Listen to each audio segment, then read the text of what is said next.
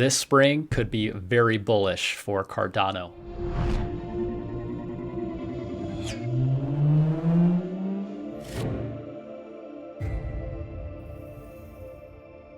Welcome back, everybody. Thank you all so much for joining me here today. My name is Pritesh with KAIZN Crypto. In this video, I'm going to be sharing with you all some of my thoughts on why I think Cardano is looking forward to an incredibly bullish spring of 2022. We see everywhere all these developments happening on social media, reading all these articles from the IOHK blog, different projects that are building on Cardano, just seeing the amount of growth that's currently taking place. I wanted to share with you all here in this video some metrics we've seen, such as the TVL on Cardano going absolutely parabolic. I've got to show you this chart.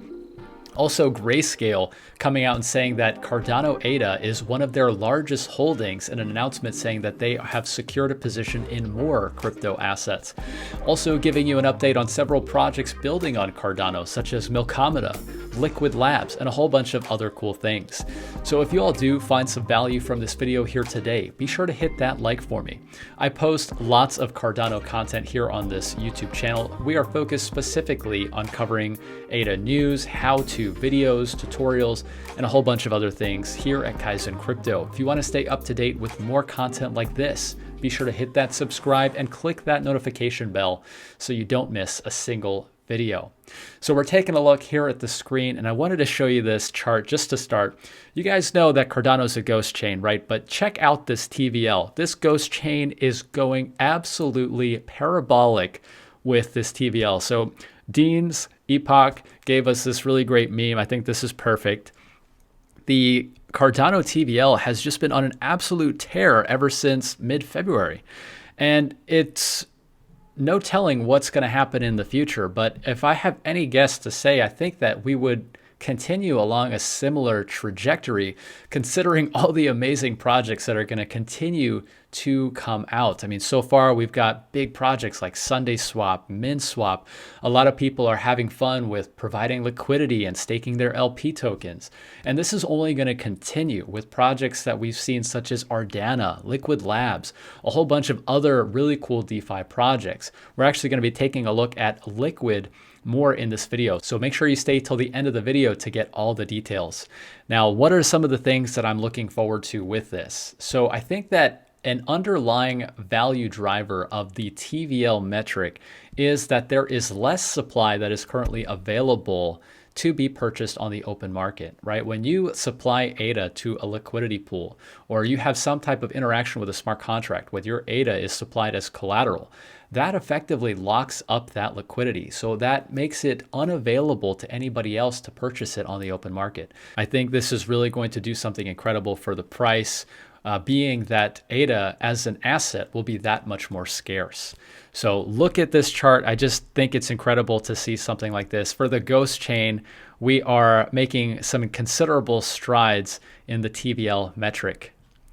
Next up, I wanted to take a look at Grayscale. So Grayscale had come out just a few days ago talking about a smart contract platform ex Ethereum fund.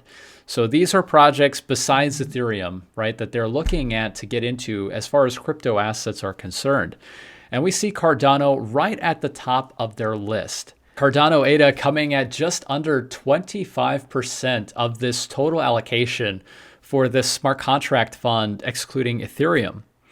And I think a lot of it really comes down to the fundamentals, right? At this point, Cardano mainnet has been running for 600 days since the launch of Shelley, with zero downtime in zero chain partitions. This blockchain is incredibly resilient. This is really why I do believe that Cardano, being built with peer-reviewed academic research, having been built from solid foundations with the correct thought processes in mind with how to address some of these key problems plaguing blockchain protocols today, I really do think that people will realize, as we've seen with Grayscale, that Cardano ADA has truly a bright future ahead of it.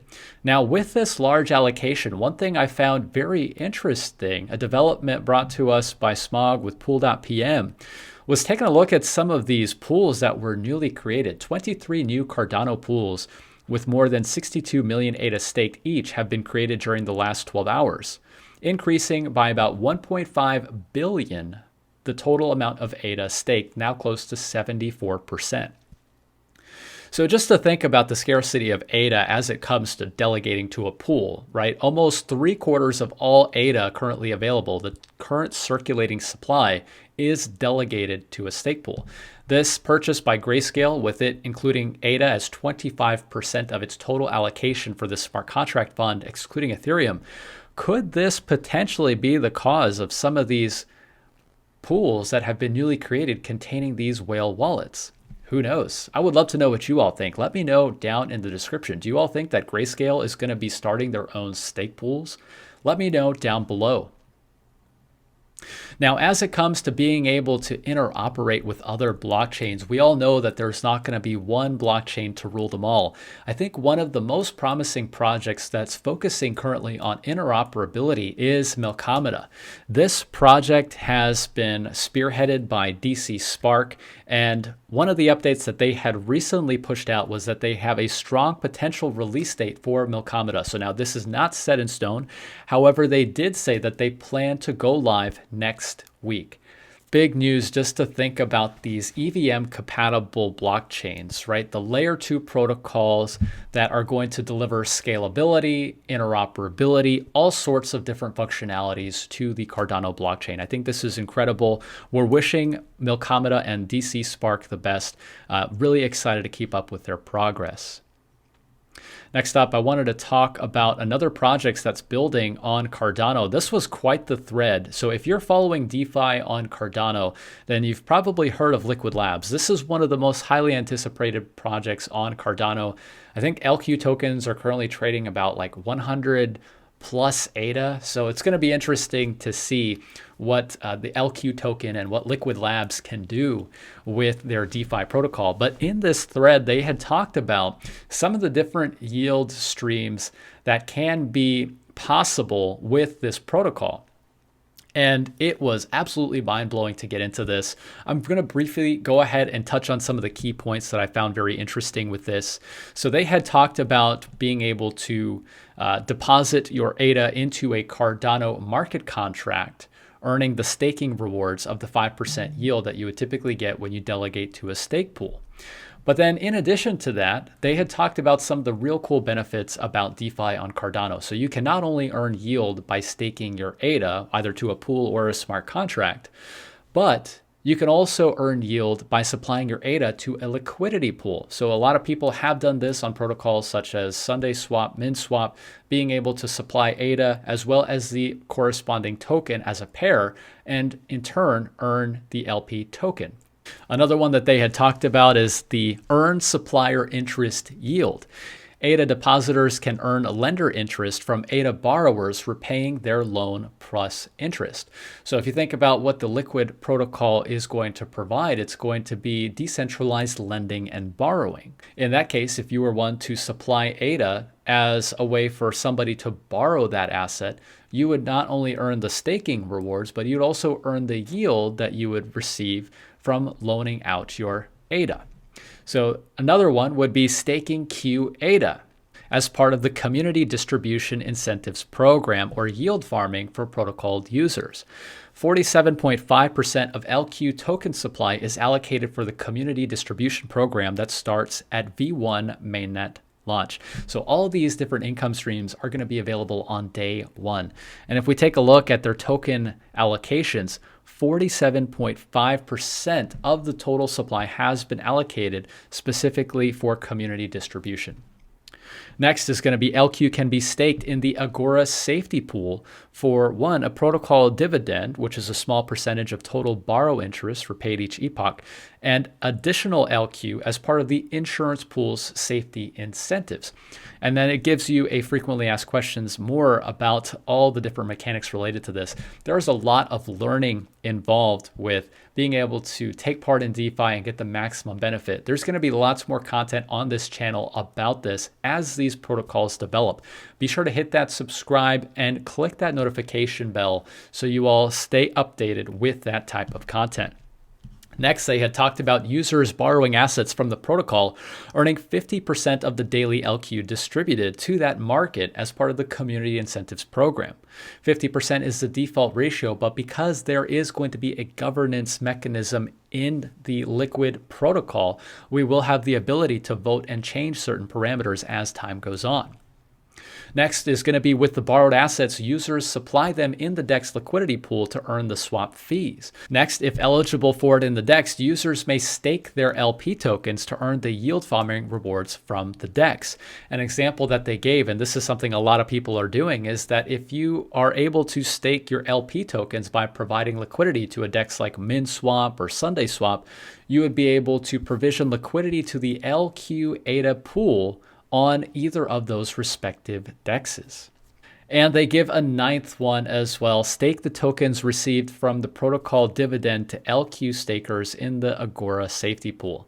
These assets will include ADA, stablecoins, DEX governance tokens, plus any other supported assets users have borrowed and are repaying with interest. So there are plenty of yield opportunities as it comes to DeFi. Can you all imagine? We haven't even seen a stable coin on Cardano. Just imagine what possibilities will be available to us once we start to see things like the JED stable coin or the Liquid X stable coin and a whole bunch of other different protocols developing their own stable coins. I think that's going to provide even more options for anybody who's looking to get into DeFi on Cardano. Now, with all these updates taking place, with all the projects that are currently building on Cardano, how do we go about handling all the massive requirements that we will see as it comes to scaling this blockchain? Now, several of the updates that have been mentioned in this blog post, this is on the IOHK blog. Charles had retweeted this, saying that a lot of the points that had been mentioned in this blog post are going to be coming up in the Vasil hard fork in June. This is where we're going to see a lot of these developments and a lot of these implementations that they've come up with as far as scaling, optimizations of the blockchain will take place. Now, pipelining is one that they had talked about in depth in this article. Currently, we've seen increases to the block size limit, which have helped the throughput of the Cardano blockchain considerably. But as we do continue to see the amount of usage taking place on Cardano, we will have to look at other solutions. So pipelining was one. I want to briefly just go over some of the contrasts that they had talked about. Now, this is all very technical, so I'm going to avoid reading this article. I will be sure to link this article for you down in the description. So if you do want to check it out, please be sure to do so. I really learned a lot from it, and it gives you an overview of more of the technical details as it comes to scaling this blockchain. Now, in addition to pipelining, they had also talked about a term called asynchronous validation. This is another scaling solution that IOG is looking at in order to be able to facilitate the throughput of all the transactions that are happening on the blockchain. So here we have a table that they've laid out the difference in the transaction size and the time that it takes to be able to validate these different transactions. So we see that these are the different levels of Ouroboros. So we have Preos, we have Preos Max, we have pipelining, and then we have asynchronous validation. So this is just giving us an overview. If we were to have a very basic size transaction with just a very simple UTXO, like I'm going to send a user some funds, very small in terms of the footprint that it would have on the blockchain. This is giving us the settlement time. So check that out if you are going to be looking at this. It's more of a technical thing that we've seen here on this blog post. And they've also talked about a whole bunch of different scaling solutions that they've already done, such as raising the block size limit and increasing the Plutus memory script units. This has all taken place already, but these are some of the optimizations that we should see starting in June with the Vasil hard fork, as well as future iterations, including Hydra, which has been talked about quite a bit. We even saw that Hydra is going to be going live in April. April 18th, Hydra is going to be going live. This is incredible just to see the scalability solution that has been talked about for so long now. PGWAD stake pool had given us a bit of a snapshot of what this actually looks like. And this was using a very, very frugal machine. So a 2-core CPU, 1 gigabyte of RAM, and 4 gigabytes of swap. And he had posted some screenshots here. This is essentially showing us what he was looking at as a stake pool operator. So this is a Hydra head. And this is the Hydra protocol showing us what it looks like to be able to facilitate a transaction using this scaling mechanic. So really cool to see that. We are going to be expecting Hydra in the month of April. They had made an announcement saying that it's going live on the 18th of April. So we're looking forward to that. I just can't believe how many updates are taking place nowadays. It just seems like Cardano is really starting to take off in terms of the fundamental developments, in terms of its roadmap, right? We've got Shelley, we've got smart contracts. There's updates on how to scale the blockchain to be able to facilitate the transactions that are currently taking place by millions and soon to be billions of users. There's voting, there's governance. A lot of positive things happening with Cardano. There are so many amazing developments, and I cannot wait to continue to share all those with you. So everybody, that is what I have for y'all here in this video today. I'm really excited about all the updates happening. I just think it's incredible just to see what's being built right now and what the future is going to look like, and that we're all just going to be here for it and witnessing this take place as it happens.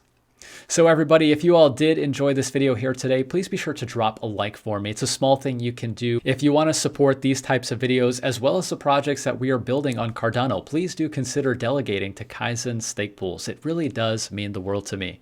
If you have any thoughts or opinions about anything we discussed about here today, be sure to leave me a comment down below, and be sure to hit that subscribe button before you all head out today.